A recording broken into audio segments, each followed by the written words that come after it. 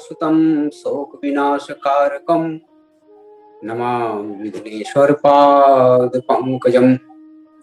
शुक्लां ब्रह्मविचारसारपरमाद्यां जगद्व्यापिनीं वीणा पुस्तकधारिणीम् अभयदां जड्यान्धकारापहम्।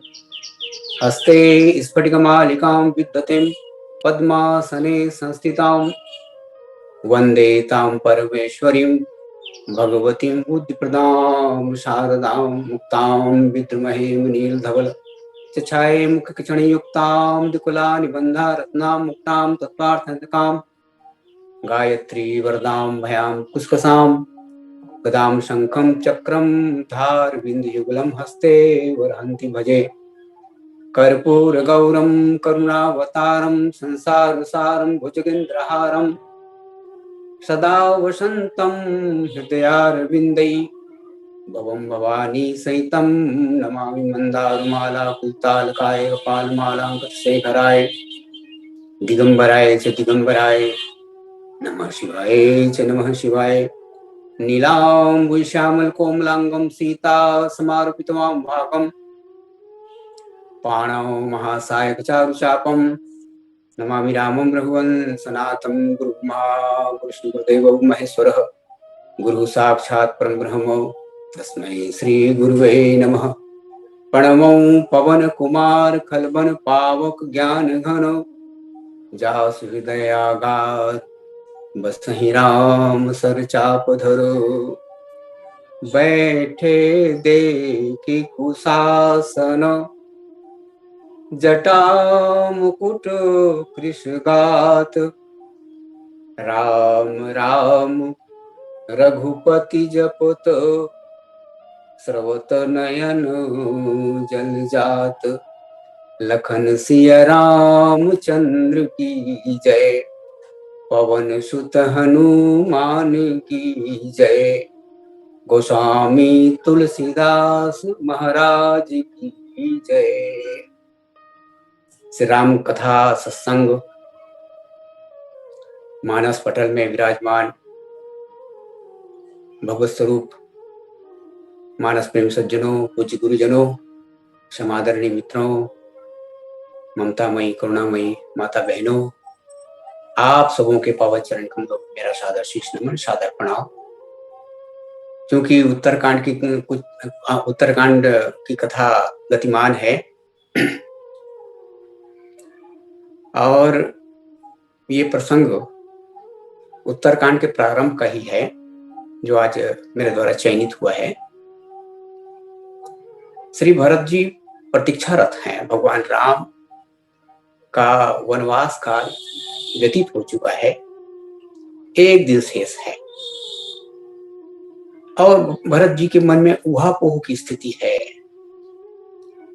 कारण कवन नाथ नहीं आयो, सोच रहे हैं कि भगवान क्यों नहीं आए। श्री भरत जी का जो चरित्र है रामचरितमानस में सर्वोत्तम आदर्श चरित्र माना गया है और श्री भरत जी को तो विद्वानों ने भगवान के भगवान की उपमा दी है। वे भगवान के भी भगवान है। इसका तात्पर्य क्या है? जग जग राम राम जप जेहि भरत सरिस को राम सुने। पूरे संसार के लोग भगवान को याद करते हैं, भगवान का जाप करते हैं। परंतु भगवान से पूछा गया, महाराज आप किसी का जाप करते हैं क्या? तो उन्होंने बताया कि हाँ, मैं अहरनिश श्री भरत की याद करता हूँ, भरत का जाप करता हूँ। तो इस तरह वे भगवान के भगवान हैं। और इस प्रसंग की एक विशेषता और है कि इस प्रसंग में दो भक्त मिलेंगे। कथा के अनुसार दो महान भक्तों का मिलन होने जा रहा है। एक भक्त है श्री हनुमान जी और दूसरे भक्त हैं श्री भरत जी। दोनों में देखें, दोनों का जीवन जो है वैराग्य पूर्ण जीवन है। दोनों पूर्णतः वैरागी हैं। इतना ही है कि एक निवृत्तिमान वैरागी हैं तो दूसरे प्रवृत्तिमान वैरागी श्री भरत जी। दोनों में समानता यदि देखें तो दोनों के हृदय में भगवान का निवास है। प्रणमो पवन कुमार खलबन पावक ज्ञान घन, जासु हृदय आगार बसहि राम सरचाप। उनके अंतःकरण में, हनुमान जी के अंतःकरण में भगवान राम रहते हैं। इसी तरह श्री भरत जी के अंतःकरण में भगवान राम रहते हैं। भरत हृदय सिय राम निवासु, तह के तिमिर जहां तरणी प्रकाश। भगवान राम का निवास दोनों भक्तों के हृदय में है। दोनों भक्तों का यहाँ पर बहुत ही दिव्यता के साथ, भव्यता के साथ मिलन होगा। अभी श्री भरत जी बहुत ज्यादा व्याकुल हैं। वे सोच रहे हैं कि भगवान का वनवास काल तो पूर्ण होने जा रहा है, केवल एक दिन शेष है। भगवान आए क्यों नहीं? कारण कवन नाथ नहीं आयो, जान कुटिल किंधो मोहि बिसरायो। भगवान क्यों नहीं आए? क्या भगवान ने मुझको कुटिल समझ लिया? चित्रकूट की याद आ जाती है श्री भरत को। चित्रकूट में तो भगवान राम ने ये स्पष्ट कह दिया था कि उर आनत तुम पर कुटलाई, जाय लोक पर लोक नशाई। भरत, तुम पर कुटिलता का आरोप यदि कोई करता है तो उसका लोक और परलोक दोनों नष्ट हो जाएगा। क्योंकि दो भक्तों ने कुटिल कहा श्री भरत जी को। कुटिल कुबंधु को सरता की, जान राम वनवास एकाकी। ये लक्ष्मण जी का कथन है। और जो नहीं हो तात कुटलाई, ये निषाद जी गुहराज श्रृंगबेरपुर के राजा, उनके मुंह से भी श्री भरत जी के लिए कुटिल शब्द का उपयोग हो गया। तो भगवान राम ने समाधान बता दिया कि भैया आप लोगों ने ऐसा कह दिया है भ्रमवश, तो उसका निदान आप लोग स्वयं कर लें। और तब कह दिया कि मिटी है पाप पंच सब अखिल मंगल भार, लोक सुजस पर लोक सुख सुमृत नाम तुम्हार। श्री भरत जी का नाम यदि कोई स्मरण कर ले तो उसके लोक और परलोक सभी सुधर जाते हैं और सभी प्रकार के जो अमंगल हैं वे कट जाते हैं, समाप्त हो जाते हैं। तो इस तरह श्री भरत जी कुटिल हैं ये तो संभव नहीं है। भगवान ने तो उसका खंडन ही कर दिया है। पर ये भरत जी का दैन्य है जो अपने आप को इस रूप में स्मरण कर रहे हैं, जान कुटिल किन्हों मोह बिसरायो। और फिर सोचते हैं जो करनी समझे पर मोरी, नहीं निस्तार कल्प सतहोरी। यदि भगवान मेरी करनी पर ध्यान देंगे तो मेरा निर्वाह तो किसी तरह नहीं हो सकता। हाँ, एक बात है कि जन अवगुण प्रभुमान न खाओ, दीन बंधु अति मृदु स्वभाव। भगवान दीन बंधु हैं, वे निश्चित रूप से आएंगे मुझ पर कृपा करने के लिए। मोरे जी भरोसा दृढ़ सोई, इसी बात का मुझको भरोसा है कि भगवान अवश्य आएंगे। मिली है राम सगुन सुख होई, और भरत नैन भुज दक्षिण फरकत बारह बार। ये दाहिनी भुजा और दाहिना नेत्र फड़क रहा है, इससे ऐसा लगता है कि ये शुभ शकुन है और भगवान आने ही वाले हैं। फिर सोचते हैं यदि भगवान नहीं आए तो क्या होगा। बीते अवधि रही जो प्राणा, अधम कवन जग मोहि समाना। यदि भगवान इस अवधि के पूर्ण होने पर नहीं आए तब क्या होगा। जो जो जिस जिस भावना से श्री भरत जी उद्वेलित हैं, जो तड़फ, जो व्याकुलता भगवान राम से मिलने की भरत जी में है, वही व्याकुलता भगवान राम में भी है। भगवान राम भी सोच रहे हैं, भगवान राम सोचते हैं कि मैं शीघ्र ही भरत के पास पहुंच जाऊं। केवल एक दिन की अवधि शेष है। और जब विभीषण जी ने निवेदन किया कि प्रभु चलिए लंका में चलिए और वहां के वैभव को देखिए और मुझको सनाथ कीजिए, अब जन पुनीत प्रभु कीजिए, लंका नगर को पवित्र कीजिए, भगवान चलिए लंका में। तब भगवान राम ने कहा नहीं नहीं विभीषण, तोर कोस गृह मोर सब, सत्य वचन सुन भ्रात। अब भरत दशा सुमृत मोहे, निष्कल्प संजात। एक एक क्षण जो कल्प के समान व्यतीत हो रहा है, श्री भरत जी को मैं शीघ्र देख लेना चाहता हूँ। वो तपस्वी, और वो तपस्या में जिसका शरीर दुर्बल हो चुका है, वो भाई कहीं मेरे वियोग में अपने प्राण का परित्याग न कर दे। तापस वेश गात कृष्ण जपत निरंतर मोहि, जो मुझको अहरनिश जपते रहते हैं। देखो बेगी सो जतन करी, सखा निहोरम तो। मैं शीघ्र ही उसे देख लेना चाहता हूँ। हे सखा, ऐसा कुछ उपाय करो जिससे मैं शीघ्र ही श्री भरत के पास पहुंच जाऊं। और भगवान राम ने भी कहा कि बीते अवधि जाऊं जो, तो जियत न पाऊं वीर। मैं यदि थोड़ा सा भी विलंब करता हूं, अवधि पूर्ण हो जाने के पश्चात कहीं जाता हूं, तो उस वीर को मैं जीवित अवस्था में नहीं प्राप्त कर सकूंगा। जितनी व्याकुलता श्री भरत के अंतःकरण में है, वही व्याकुलता भगवान राम माने प्रेमास्पद भी उसी व्याकुलता, जो प्रेमी और प्रेमास्पद की जो व्याकुलता है, वो एक जैसी है। श्री भरत जी सोच रहे हैं कि यदि बीते अवधि रही जो प्राणा, यदि भगवान नहीं आए तो क्या होगा। अवधि की बात चल रही है। किसी संत ने इस अवधि को इस कवित्व में पिरोया। भरत जी सोच रहे हैं अवधि यही है, अवधि यही है, अवधेश बचनों की ओर, अवधि यही है, अवधेश पद पाने की, अवधि यही है, प्रभु के अवध आने की, अवधि यही है, प्रभु के अवध आने की। यदि ना आए तो न आए तो अवधि है, हमारे प्राण जाने। ऐसा सोच रहे हैं, ऐसा चिंतन कर रहे हैं। और इसी बीच क्या होता है, इसी बीच संकट मोचन हनुमान जी महाराज की उपस्थिति हो जाती है।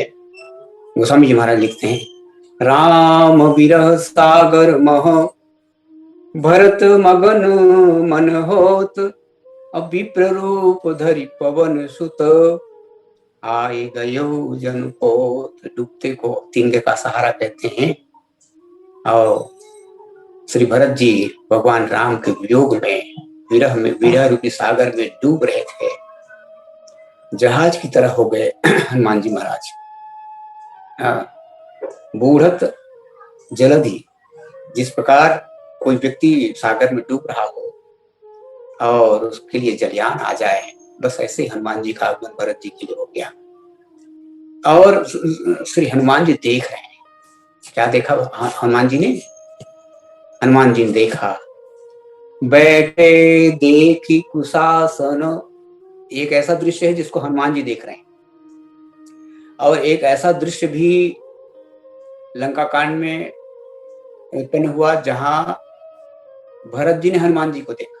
यहाँ हनुमान जी भरत जी को देख रहे हैं।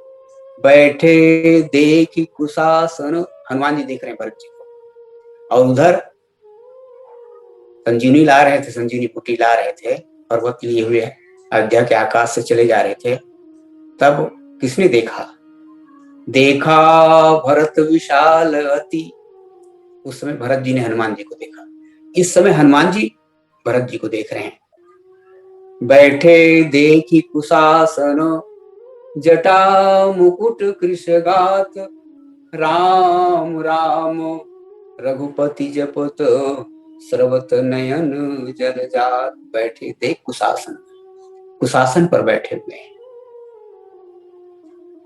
सिर पर जटाओं का मुकुट है, कृषगात शरीर जो है दुबला हो गया है। राम राम रघुपति जपत, भगवान राम के पवित्र नामों का हे राम हे राम हे रघुपति, ऐसे पावन प्रभु के नाम का उच्चारण हो रहा है। और सर्वत नयन जल जात, और कमल नेत्रों से, श्री भरत जी के कमल नेत्रों से अश्रु की धारा प्रवाहित हो रही है। ये चित्र है, ये चित्र है परम तपस्वी श्री भरत की। ये चित्र है असिधार व्रती, महाव्रती कहना चाहिए श्री भरत की। यह चित्र है योगी, बैरागी, तपस्वी, सबसे बड़े साधु, सब भरत तुम सब विधि साधु, प्रेम मूर्ति भरत, धर्म धुरंधर भरत की ये झांकी है, ये चित्र है। और इसके दृष्टा है, देखने वाले हैं श्री हनुमान जी।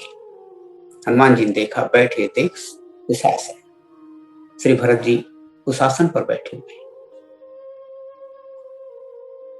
नंदीग्राम का ये दृश्य है, और नंदीग्राम में भरत कैसे रह रहे हैं। भरत रहन समझन कर तूती, इसका चित्रण गोस्वामी जी महाराज अयोध्या कांड के अंत में बहुत ही सुंदर रूप से करते हैं। वहां उन्होंने बताया कि नंदीग्राम करी परन कुटीरा, किन्ह निवास धर्म धुरि धीरा, जटा जूट सिर मुनिपट धारी, सिर में जटाओं का जूट है, मुनिपट धारी, मुनिया का वस्त्र शरीर पर है। महीखनी कुश साथरी सवारी, पृथ्वी को खोद कर कुश का आसन बिछा करके वो महाव्रती, वो धर्म की धुरी को धारण करने वाले श्री भरत बैठे हुए हैं। नंदीग्राम का ये दृश्य।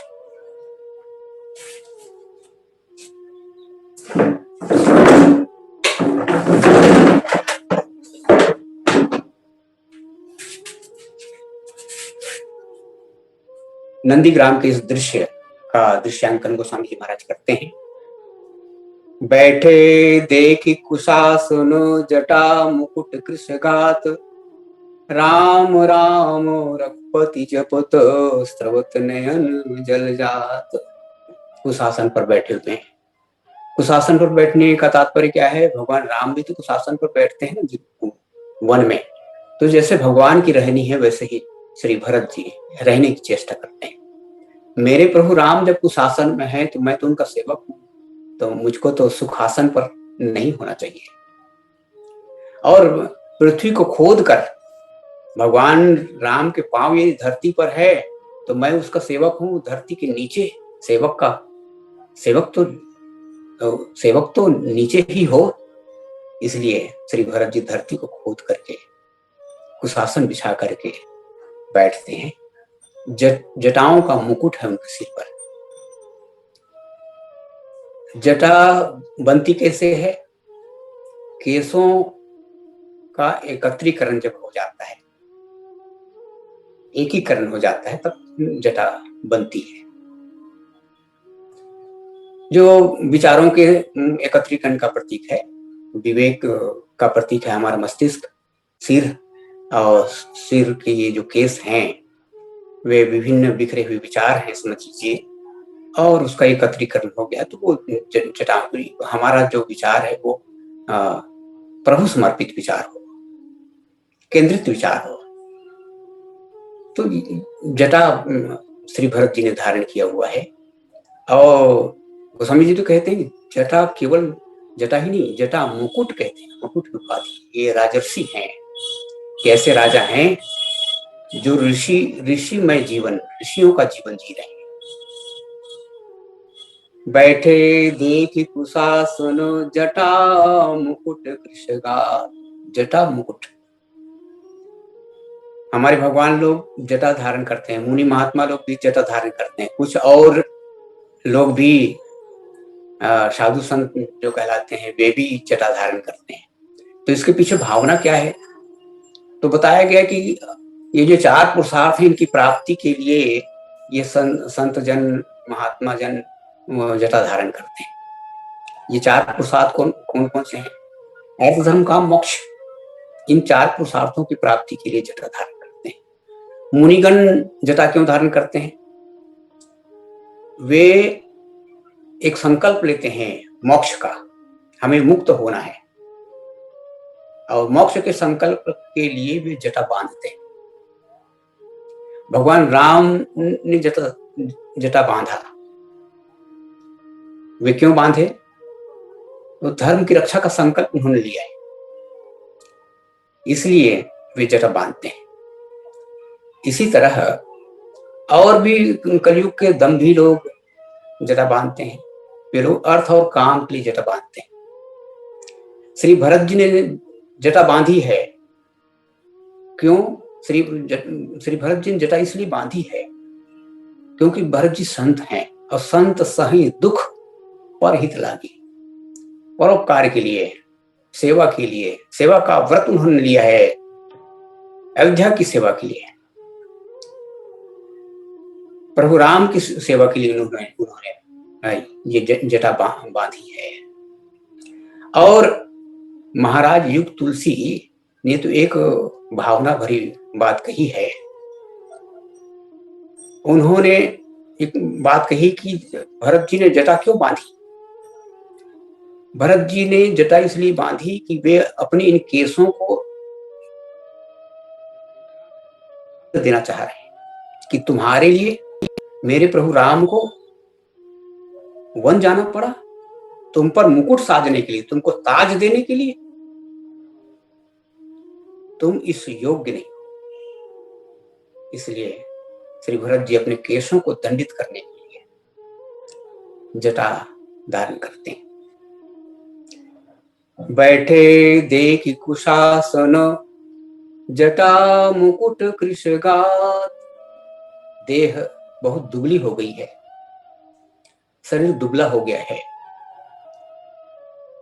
देह दिनों दिन दुबर होई, दुबला हो गया है। गोस्वामी जी महाराज बहुत वय के हो गए, बहुत उम्र के हो गए, तब उनकी आंखें नहीं दिखने लगी, नेत्र दिखने नहीं लगे, श्रवण काम नहीं करने लगे।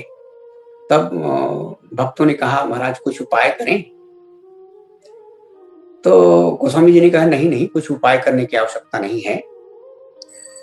श्रवण घटे, कान की शक्ति घट गई, श्रवण घटे पुण्य दृग घटे, घटे सकल बल देह, इते घटे तो का घटे। इतना सब कुछ घट गया तो भी कुछ घटा नहीं है। इते घटे तो का घटे, जो न घटे हरि नेह। भगवान से प्रेम नहीं घटना चाहिए, और वही श्री भरत जी में हम देख रहे हैं। बैठे देखी कुशासन जटा मुकुट कृशगात, राम राम रघुपति जपत, श्रवत नयन जल जा। श्रीमुख से राम नाम का उच्चारण हो रहा है। हे राम, हे राम, हे रघुपति। अब राम नाम का उच्चारण क्यों कर रहे हैं श्री भरत जी? तो राम नाम का उच्चारण सभी लोग करते हैं, योगी लोग भी करते हैं, साधक लोग भी करते हैं। साधक नामो जपहि लय लाए, होहि सिद्ध अनुमादिक पाए। जिज्ञासु लोग भी भगवान का नाम जपते हैं। जाना चाहि राम गुण गूढ़ा, यदि भगवान के गूढ़ रहस्यों को, कथा रहस्यों को, लीला रहस्यों को यदि हम जानना चाहते हैं तो हमें भगवान के परम पवित्र नामों का उच्चारण करना चाहिए। जाना चाहि गूढ़ गति जेऊ, नाम जीह जपि जानई तेऊ। जो लोग भगवान के रहस्य को जानना चाहते हैं, जिज्ञासु प्रवृत्ति के लोग, ये लोग भगवान का नाम जपते हैं। योगी भी भगवान का नाम जपते हैं। नाम जीह जपि जागहि जोगी, विरति विरंचि प्रपंच वियोगी। योगी लोग जपते हैं।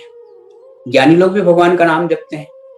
ब्रह्म सुख ही अनुभव ही अनूपा, अकथ अनामय नाम न रूपा। ज्ञानी जन भगवान के नामों का जाप करते हैं।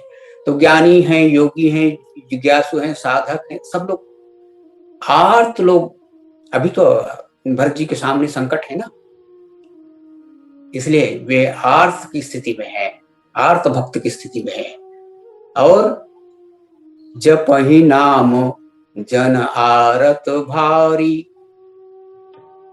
जब वो भारी दुख या संकट आ जाए तो भगवान का नाम जपना चाहिए। जपहि नाम जन आरत भारी, मिटहि कुसंकट होहि सुखारी। संकट मिट जाता है भगवान राम का नाम लेने से। इसलिए श्री भरत जी भगवान के परम पवित्र नामों का उच्चारण कर रहे हैं। तो बैठे देखी कुशासन, जटा मुकुट कृष गात, राम राम रघुपति जपत, सर्वत नयन जल जात। ये तपस्वी का है सुंदर सा, एक वैरागी का ये सुंदर सा चित्र है। अकूत वैभव को त्याग कर अयोध्या में जिम सरता सागर मह जाई, यद्यपि ताहि कामना नाही, तिम सुख संपत्ति बिनहि बुलाए। बिना बुलाए सुख और संपत्तियां नदी जैसे सागर में मिलती, उसी तरह अयोध्या में आ रही है। अकूत संपदा का जो स्वामी है वो तपस्वी जीवन जी रहा है। अवध राज, गोस्वामी जी महाराज लिखते हैं, अवध राज सुरराज सिंहाही, दशरथ धन जल जाही, तेहि पुर भरत बसत बिनुरागा, चंच रीप जिन चल पड़ुगा।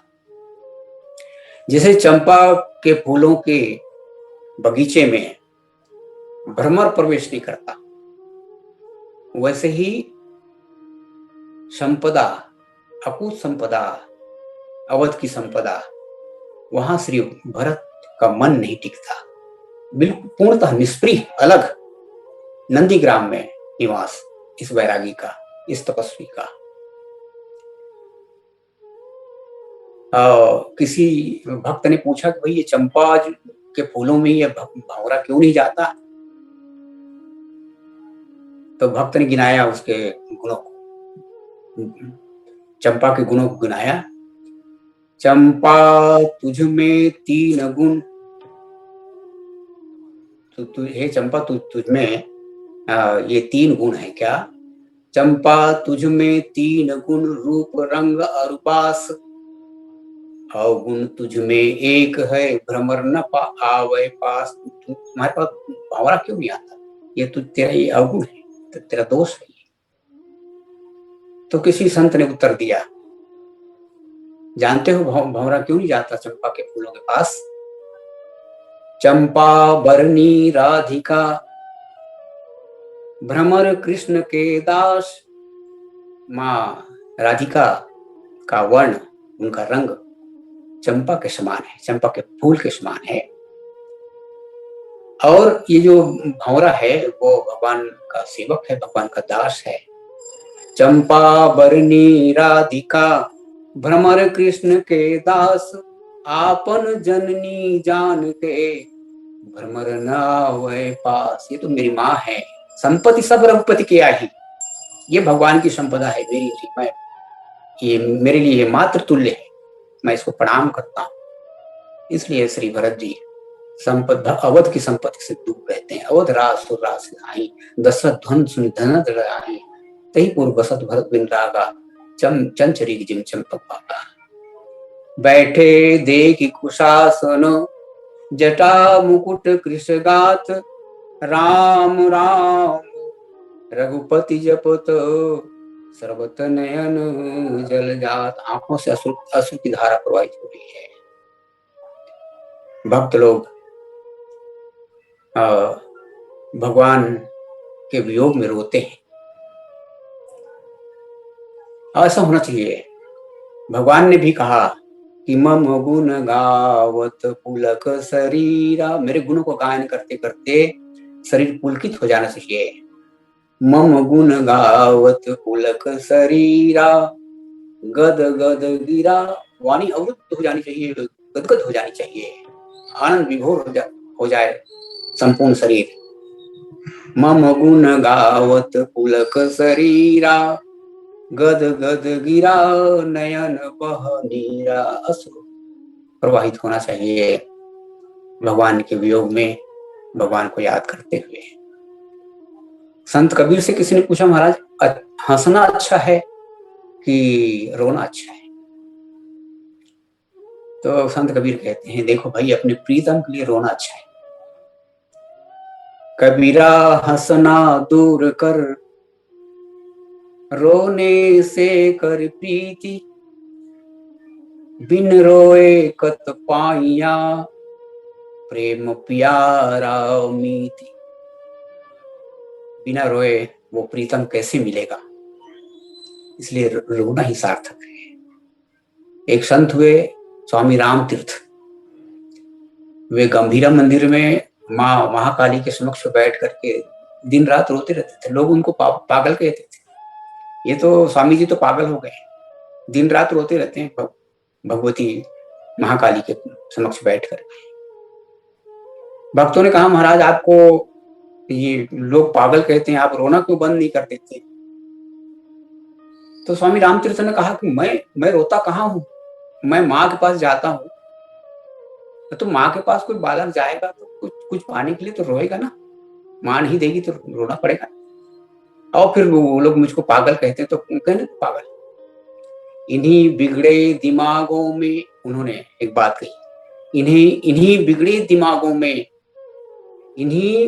दिमागों में भरे खुशियों के लक्ष्य हैं, हमें पागल ही रहने दो, क्योंकि हम पागल ही अच्छे हैं।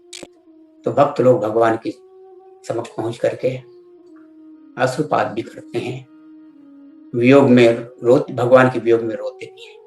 यहाँ पर जो स्थिति निर्मित हुई है, श्री भरत जी की जो स्थिति है, इसके दृष्टा हैं हनुमान जी, पूरा दृश्य देख रहे हैं।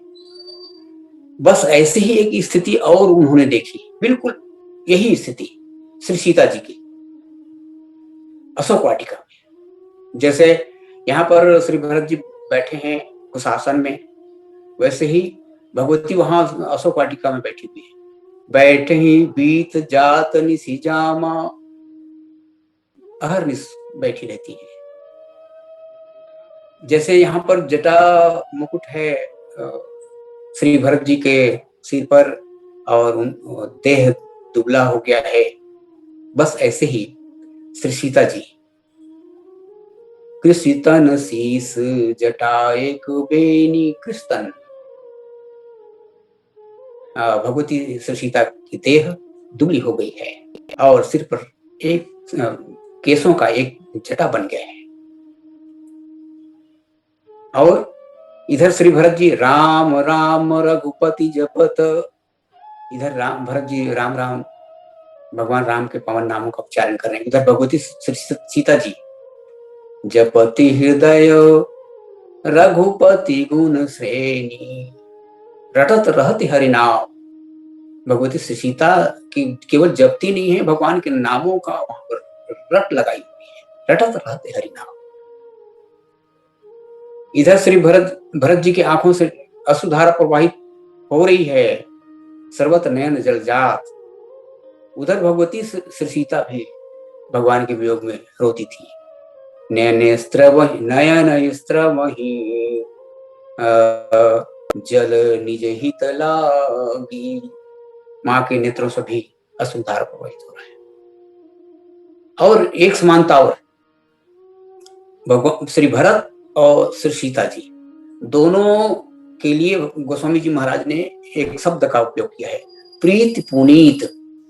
यदि रामचरितमानस में किसी का प्रीति यदि पुनीत है, पवित्र प्रीति किसी का अंतःकरण में है, तो वो केवल दो लोगों में ही है, और वो हैं श्री भरत और भगवती श्री सीता। भगवती श्री सीता की प्रीति कैसी है?